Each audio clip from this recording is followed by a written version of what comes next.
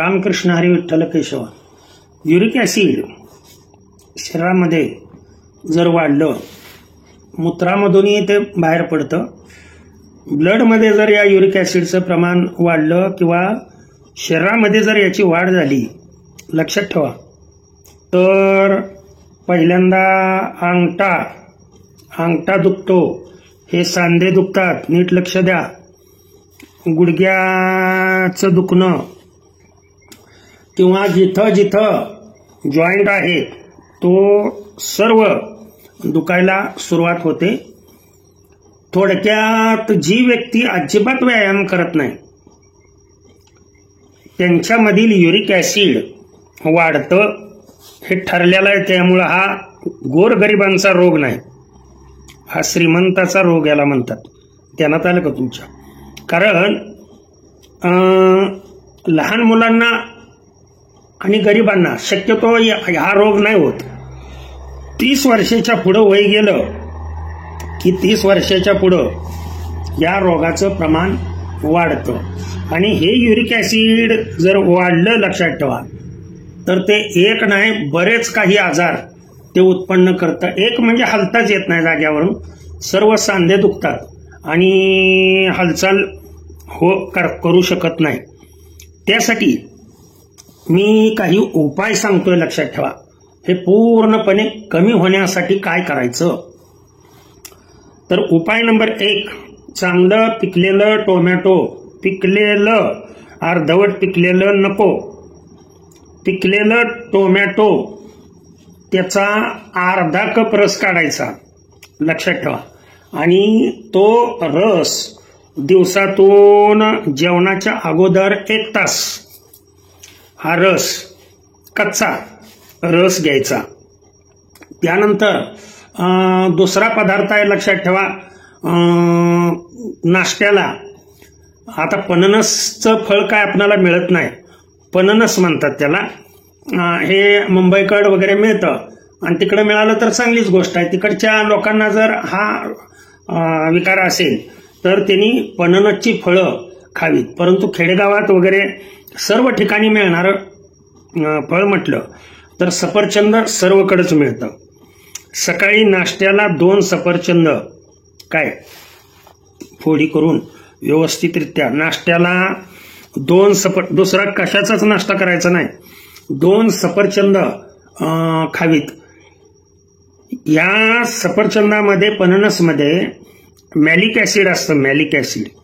आणि हे malic acid काय करतं, ह्या युरिक ॲसिडला नष्ट करत असतं. शरीरामध्ये युरिक ॲसिड हे मॅलिक ॲसिड तयार होऊ देत नाही. आता पुढे उपयोग सांगायचा म्हणजे 250 ml दूध घ्यायचं एका पातेल्यामध्ये आणि त्याच्यामध्ये 250 ml पाणी ओतायचं. म्हणजे किती झालं, एकूण अर्धा लिटर झालं. यामध्ये 3 पाकळ्या लसणाच्या, 3 पाकळ्या त्याच्यामध्ये चिरून टाकायच्या. त्यानंतर एक साधारण 1 चमचा सुंठ, म्हणजे वाळलेलं जे आलं असतं त्याच्यापासून सुंठ मिळते, एक चमचा सुंठ, फक्त लहान एक वेलदोडा त्या अर्धा लिटरमध्ये, म्हणजे 250 ml अधिक 250 ml आपण असं केलेलं आहे. आणि 1 दालचिनीचा तुकडा, एवढा तुकडा त्याच्यामध्ये टाकायचा आणि चांगलं उकळू द्यायचं. लक्षात ठेवा, पूर्णपणे ते साधारण 200 ते 250 ml राहिलं पाहिजे आहे, म्हणजे पाणी सर्व त्यातलं निघून गेलं पाहिजे आहे. आणि पुन्हा हे दूध गाळून घ्यायचं काय. आणि या दूध गाळून घेतलेलं दूध आपण नाश्त्याच्या वेळेला काय, सफरचंद तुम्ही खाल्ली की लगेच हे दूध घ्यायचं. पहा, म्हणजे हे जे उपाय सांगतोय मी, ते उपाय अतिशय जालिम आहेत आणि प्रामाणिकपणे जो करणार आहे त्याला याचा व्यवस्थितरित्या फायदा होऊ शकतो. जर समजा सांधे फारच दुखत असतील तर काय करायचं, गुडघे असतील किंवा कुठलाही सांधा असा दुखत असेल तर 1 ग्लास पाणी गरम करायचं, त्याच्यामध्ये चांगला 2 चमचे सोडा टाकायचा, खाण्याचा सोडा असतो ना तो सोडा टाकायचा 1 ग्लास पाण्यामध्ये, आणि त्याच्यामध्ये चांगलं एक शुद्ध असं स्वच्छ असावं कापड बुडवायचं त्या सोड्याच्या पाण्यामध्ये, आणि ते कापड समजा गुडघे तुमचे दुखतेत काय त्या गुडघ्यावरती किंवा जिथे जिथे तुमचं दुखणं आहे या युरिक ॲसिडमुळं, चिकनगुन्यामुळं सुद्धा बरं का जे दुखणं होतं त्या दुखण्याला हा जर उपाय केला तुम्ही तर चिकनगुन्याचंही असणारा जे तुम्हाला हाडं दुखतात ती तुमची हाडं दुखणं पूर्णपणे कमी होईल. ते फ्लावर, गाजराचा रस, तुम्हाला सांगतो पालेभाज्या खाणं किंवा जेवण करताना कांदा खाणं, हे जर तुम्ही केलं किंवा तुपाचा वापर करणं, याच्यामुळं लक्षात ठेवा तुमचं युरिक ॲसिड कमी व्हायला मदत होते. आणि सर्वात महत्त्वाची गोष्ट मी आता शेवटी सांगतोय, जर अतिवेदना होत असतील, तुम्हाला खूपच हे तुमचं म्हणजे तुम्हाला बसता सुद्धा येणार, उठता सुद्धा येणार, खूप ठणका लागलाय, या ठिकाणी हे जॉईंट दुखते तुमचे, तर अशा वेळेला ग्लासभर कोमट पाणी आणि त्याच्यामध्ये अर्धा चमचा ताबडतोब तुमचा ठणका बंद होण्यासाठी उपाय सांगतोय. आलं का लक्षात? हे सवय लावून घ्यायची नाही, पुन्हा एकदा सांगतोय. आणि ठणका जर जास्त असेल तर अर्धा चमचा खाण्याचा सोडा आणि ते कोमट पाण्यामध्ये टाकून, ते कोमट पाणी आपण चहा पितो ना तशा पद्धतीनं प्यायचं.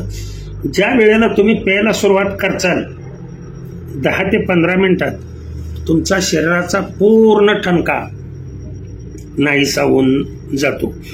हे जे उपाय मी सांगत असतो ते भगवंताला स्मरून सांगत असतो, त्याच्यामुळं विश्वास ठेवून जर हे तुम्ही उपाय व्यवस्थितरित्या केले तर ज्या युरिक ॲसिडमुळं वेगवेगळे रोग निर्माण होतात, ह्याच्यामुळंच लक्षात ठेवा युरिक ॲसिड इथं गुडघ्याच्या तिथं जमा झाल्यामुळं गाऊट नावाचा, इंग्लिशमध्ये त्याला गाऊट म्हणतात, ह्याला खुड रोग म्हणायचं किंवा याला ग्रंथीवात असं म्हटलं जातं. हे युरिक ॲसिडचं प्रमाण जर तुम्ही नियंत्रितरित्या केलं तर तुमची सांधेदुखी, गुडघेदुखी, जे पुढं मी वेगवेगळे व्हिडिओ दिलेले काय त्या व्हिडिओच्या सर्व व्हिडिओचा हा बाप व्हिडिओ आहे. लक्षात आलं तुमच्या? म्हणजे सांधेदुखीचे उपचार, गुडघेदुखीचे उपचार करायच्या अगोदर हा उपचार जर केला तर तुम्हाला निश्चितच जवळजवळ 60% तुम्हाला फरक जाणवेल. आणि उरलेला 40% फरक करण्यासाठी ते चौरस हा मी सांगितलाय, तो चौरस रेग्युलरली घ्यायचा की जेणेकरून वात, पित्त आणि कफ हे शरीरामध्ये बॅलन्स होतात. ओके, भगवंतानीच दिलेलं ज्ञान त्याच्याच चरणी अर्पण करतो आणि सेवेला पूर्ण विराम देतो. पुंडलिक वरदा हर विठ्ठल, श्री ज्ञानदेव तुकाराम, विठाला विठाला विठाला विठाला.